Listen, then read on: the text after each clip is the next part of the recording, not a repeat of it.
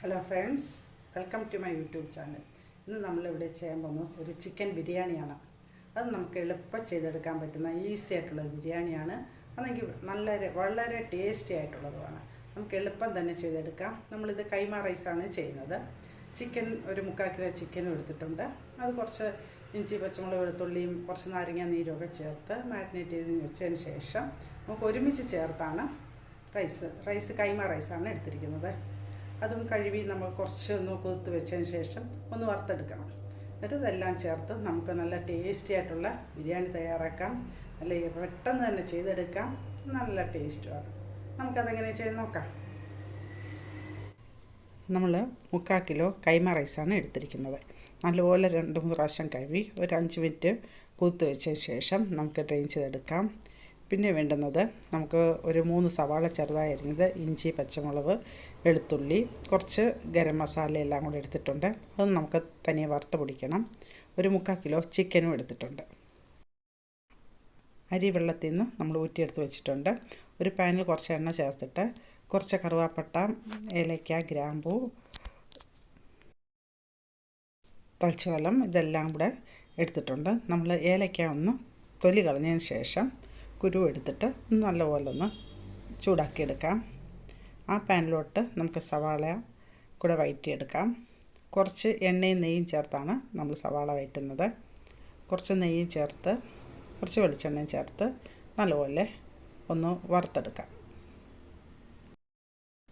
ചിക്കനിൽ പൊടികളെല്ലാം ചേർത്ത് നമുക്കൊരു 5 മിനിറ്റ് മാരിനേറ്റ് ചെയ്ത് വയ്ക്കാം. നമ്മൾ ഒരു നാരങ്ങയുടെ പകുതി നാരങ്ങ നീരാണ് ചേർക്കുന്നത്. കുറച്ച് മഞ്ഞൾപ്പൊടി, മുളക് പൊടി, കുറച്ച് മല്ലിപ്പൊടിയും ഉപ്പും ചേർത്ത് ഒരു 5 മിനിറ്റ് നമുക്ക് മാരിനേറ്റ് ചെയ്ത് വയ്ക്കാം.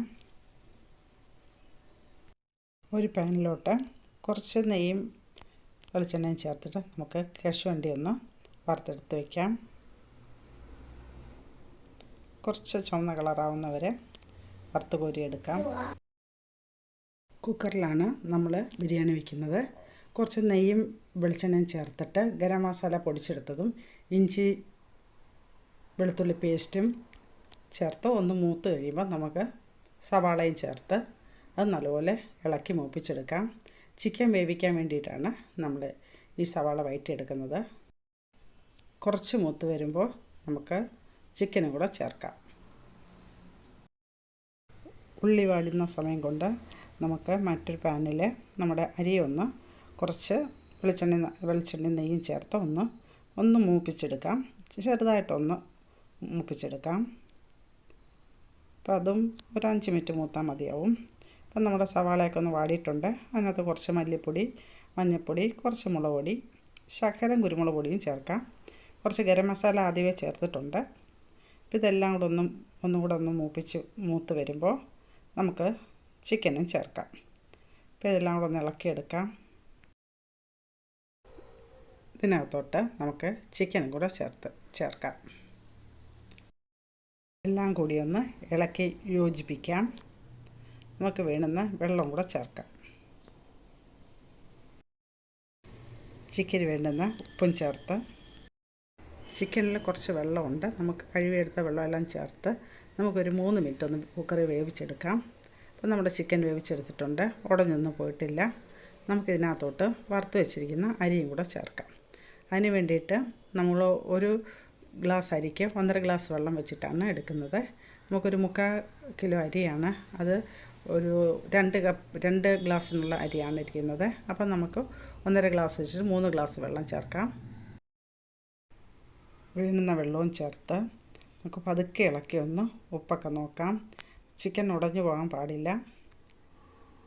ഒന്ന് തിളച്ച് കഴിഞ്ഞിട്ട് നമുക്ക് ഉപ്പ് നോക്കിയതിന് ശേഷം കുക്കർ അടച്ച് വേവിക്കാം. ആവശ്യമുള്ള വെള്ളം ചേർത്തിട്ടുണ്ട്. നമ്മൾ പതുക്കെ ഇളക്കി ഉപ്പൊക്കെ നോക്കിയതിന് ശേഷം നമുക്ക് കുക്കർ അടച്ച് വേവിക്കാം. തിളയ്ക്കാൻ തുടങ്ങുന്നുണ്ട്.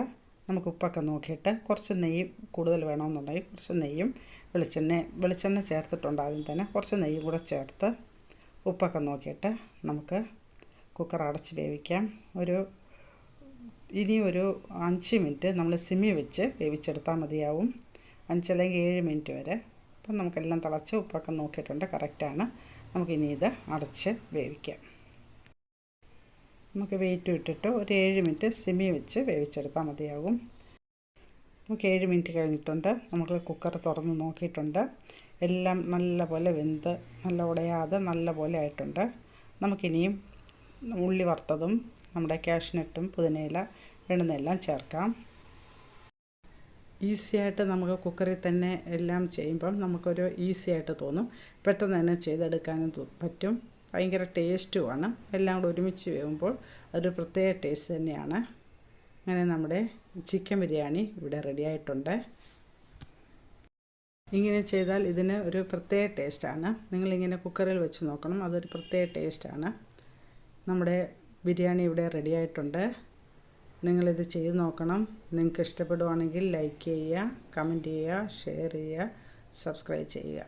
വീഡിയോ സ്കിപ്പ് ചെയ്യാതെ കാണാൻ ശ്രമിക്കുക.